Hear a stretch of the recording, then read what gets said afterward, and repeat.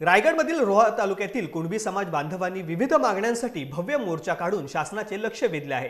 या मोर्चात हजारोंच्या संख्येने कुणबी समाज बांधव उपस्थित होता। कुणबी समाज बांधवांना कुणबी जातीचे दाखले मिळत नाहीत, तसेच यापूर्वी ज्यांना कुणबी दाखले मिळाले नाहीत त्यांची जात पडताळणी होत नाही।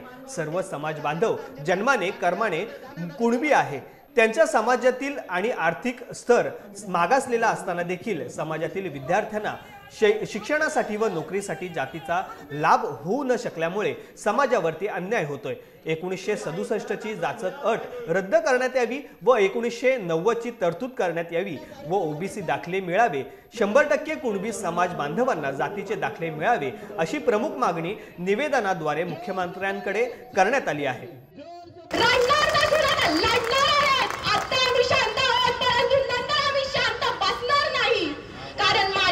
विद्यार्थिनीला MBBS, UPSC, NCSC हे आम्ही कधी होणार?